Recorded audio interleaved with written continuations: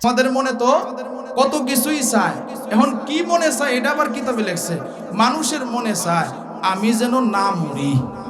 মানুষের মনে চায় আমি যেন না মরি।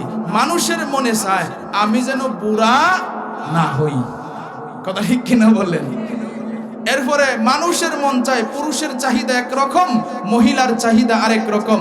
পুরুষের চাহিদা হইল আমি যেন প্রত্যেকদিন একটা বিয়া করতে পারি। কথা ঠিক কিনা বলেন?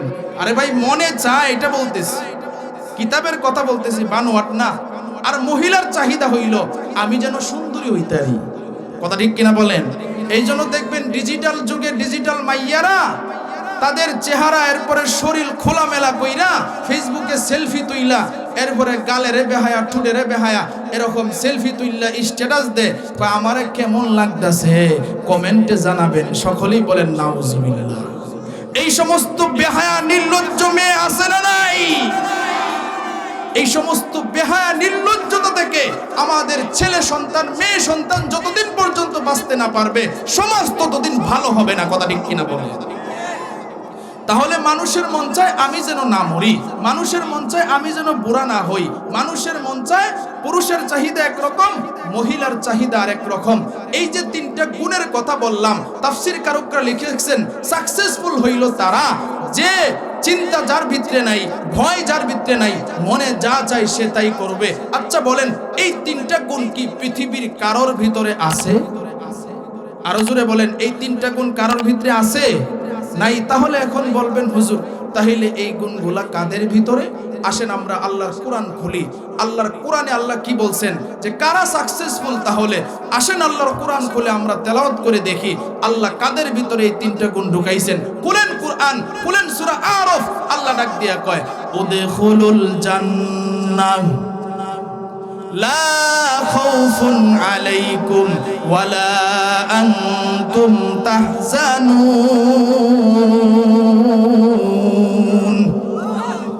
আল্লাহ রাব্বুল আলামিন ডাক দিয়া কয় জান্নাতে প্রবেশ করো এই বান্দা, তোমার চিন্তাও থাকবে না, তোমার ভয়ও থাকবে না। জোরে বলেন সুবহানাল্লাহ। তাহলে তাফসীর কারকরা লিখেছিলেন কোন মানুষটা সাকসেসফুল? যাদের ভিতরে এক নাম্বার চিন্তা থাকবে না, দুই নাম্বার ভয় থাকবে না। তাহলে আমরা কোরআন থেকে পাইলাম আল্লাহ রাব্বুল আলামিন বলেন জান্নাতে প্রবেশ করার পরে মানুষের ভিতরে চিন্তাও থাকবে না, মানুষের ভিতরে ভয়ও থাকবে না। এখন তাফসীর কারকরা লিখেছিলেন ৩ নাম্বার গুণ, মনে যা চায় তারা তাই করবে। এটাও কি আল্লাহর কোরআনে আছে না নাই? খুলেন আল্লাহর কোরআন, দেখেন আল্লাহর কোরআনে আল্লাহ কত সুন্দর করে সূরা হামিম সাজদায় ডাক দিয়া কয় মা তাশতাহি আনফুসুকুম ওয়ালাকুম ফিহা মা তাদউন। আল্লাহ রাব্বুল আলামিন বলেন মানুষ জান্নাতে যাওয়ার পরে মনে যা চায় তারা তাই করতে পারবে। তাহলে চিন্তা করে দেখেন, আমি বলছিলাম মানুষের মন চায় আমি যেন না মরি, মানুষের মন চায় আমি যেন বুড়া না হই, মানুষের মন চায় আমি যেন ডেলি একটা বিয়া করতে পারি, মহিলাদের মন চায় আমি যেন সুন্দরী হইতে পারি। ভালো করে বুঝেন, শেষ পর্যন্ত থাকলে আলোচনার পয়েন্টগুলো বুঝবেন। তাহলে এখন আসেন আল্লাহ যে বলছেন হামিম সাজদায় মা তাশতাহি আনফুসুকুম ওয়ালাকুম ফিহা মা তাদউন।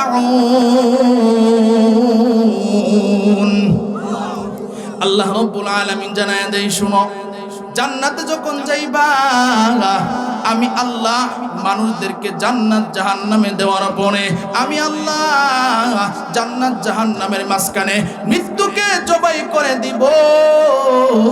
মানুষ মরার পরে দ্বিতীয়বার আর কোনোদিন তার মৃত্যু হবে না।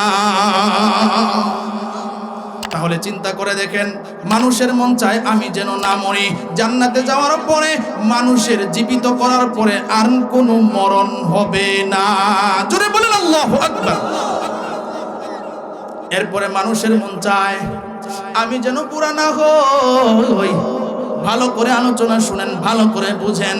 আল্লাহ রাব্বুল আলামিন জানায় দেয় নবীর মাধ্যমে নবী জানায়া দেয় একটা মানুষকে আল্লাহ যখন জান্নাতি মানুষ হিসেবে কবুল করবেন, আল্লাহ রাব্বুল আলামিন তারে 5টা নেয়ামত দান করবেন। সকলেই জোরে আওয়াজ দিয়ে বলেন সুবহানাল্লাহ।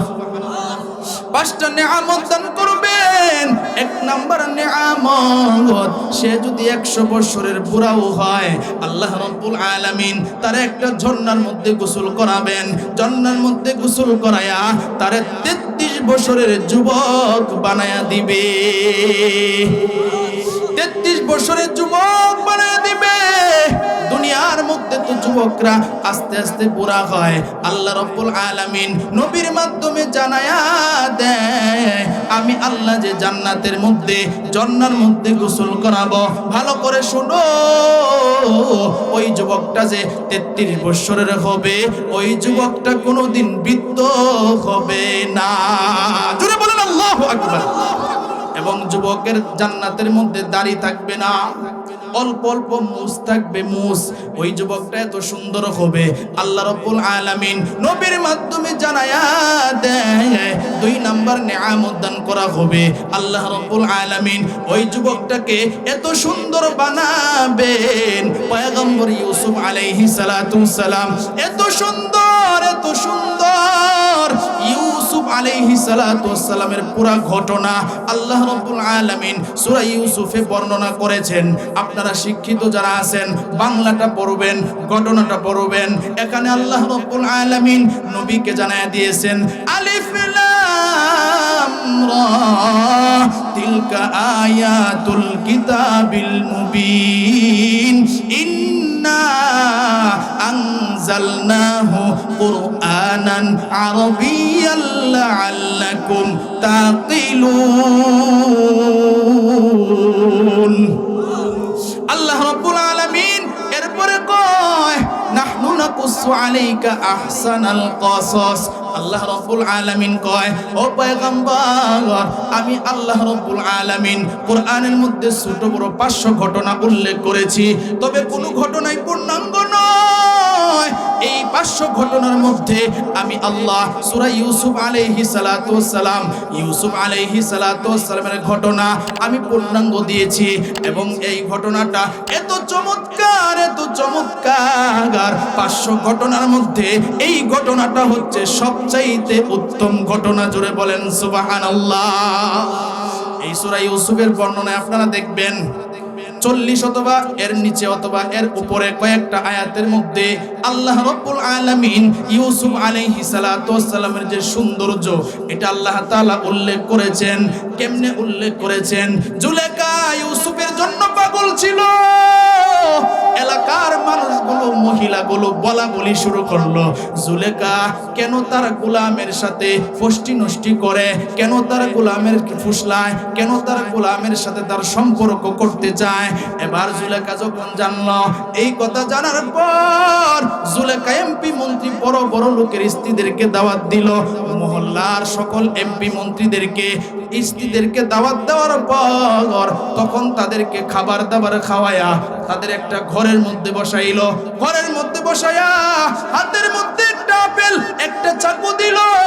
এরপরে বলে, আমি যখন বলবো তখন তোমরা আপেলটা কাটবা। এবার তিনি ঘোষণা দিলেন, ইউসুফ তুমি এক রুম থেকে আরেক রুমে যাও। তখন তিনি অর্ডার দিলেন, অকত্তনা আইদিয়াহুন্না। অর্ডার দেওয়ার সাথে সাথে ওই মহিলারা ফল কাটে না গাই, তাদের হাতের আঙ্গুল কেটে ফেলেছে। কেন আঙ্গুল কাটছে? মুফাসসিরিনে কেরাম বলেন এই জন্য, কারণ ইউসুফ আলাইহিস সালাতু ওয়াসসালামের সৌন্দর্য এত বেশি ছিল। ইউসুফ আলাইহিস সালাতু ওয়াসসালামকে মহিলারা যখন দেখছেন এক নজর, মহিলারা দেখে ইউসুফের সৌন্দর্য দেখে আর নিজের ঠিক রাখতে পারে নাই, তাদের আঙ্গুল কেটে ফেলেছে। আল্লাহর পয়গম্বর ডাক দিয়ে কই, শুনো, জান্নাতে একটা যুবককে আমি আল্লাহ পয়গম্বর ইউসুফের মতো সুন্দর বানায়া দিব। কষ্ট হইতেছে আপনাদের? আগামো নাকি শেষ করে দিব? কষ্ট হইতেছে? আগানোর পক্ষে কারা কারা একটু হাত তুলে আল্লাহরে দেখান তো। মাশাআল্লাহ, নারে তাকবীর। তাহলে শুনেন, 3 নাম্বার নেয়ামত আল্লাহর পয়গম্বর ডাক দিয়া কয়, জান্নাতে যখন ঢুকানো হবে 3 নাম্বার নেয়ামত হলো আল্লাহ রাব্বুল আলামিন এক একটা যুবককে আল্লাহর পয়গম্বরের যে চরিত্র, এই চরিত্র আল্লাহ রাব্বুল আলামিন দান করে দিবে। সুবহানাল্লাহ। 4 নম্বরে আল্লাহ নেয়ামত দান করবেন। আল্লাহ রাসূল জানায় দেয় 4 নম্বর নেয়ামত হবে আল্লাহ রাব্বুল আলামিন দাউদ আলাইহিস সালাতু ওয়াস সালামের কণ্ঠের মতো কণ্ঠ দিয়া দিবে। 5 নম্বর নেয়ামত নবী ডাক দিয়া কয়, নিম্ন শ্রেণীর জান্নাত যে যুবকগুলো পাবে, এই যুবকগুলো একটা নয় দুইটা নয়, আমি আগেই বলছিলাম পুরুষের মন চায় আমি যেন বিয়া করে। আল্লাহর নবী ডাক দিয়া কয়, একটা দুইটা বিয়া নয়, আল্লাহ এক একটা জান্নাতি যুবককে 70,000 বউ দিয়া দিবে। তাহলে চিন্তা করেন, আল্লাহ বলেন মা তাশতাহি আনফুসুকুম ওয়ালাকুম ফিহা মা তাদউন, জান্নাতের ভিতরে মনে যা চাই তোমরা তাই করতে পারবা। সুবহানাল্লাহ। তাহলে চিন্তা করে দেখেন, আল্লাহ রাব্বুল আলামিন এই পুরস্কারের কথাগুলো জানায় দেয়। মহিলার চাহিদার কথা একটু বলি। আল্লাহ রাসূল জানায় দেয়, যেই মহিলাদের চরিত্র সুন্দর, যেই মহিলারা স্বামী ছাড়া অন্য পর পুরুষের সাথে কথা কয় না, যেই মহিলার চরিত্র সুন্দর, চরিত্র ভালো, তাদের চেহারা পর পুরুষরে দেখায় না, আল্লাহর নবী ডাকায় জানায় দেয় এই এক একটা নারীকে আল্লাহ এত সৌন্দর্য দান করবেন, জান্নাতের 70,000 হুরের সৌন্দর্য একত্র করলে যে পরিমাণ সুন্দর হবে, দুনিয়ার একটা নারীকে আল্লাহ 70,000 হুরের সমান সৌন্দর্য দান করবে। তাহলে নারীদেরকেও আল্লাহ এই নিয়ামতগুলো দান করবেন।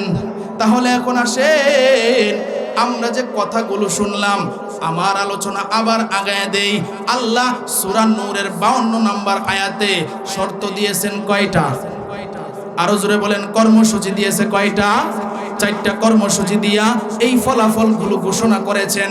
এই 4টা কর্মসূচি যারা মানবে আল্লাহ তাদেরকে এই পুরস্কারগুলো দিয়ে দিবে। জোরে বলেন সুবহানাল্লাহ।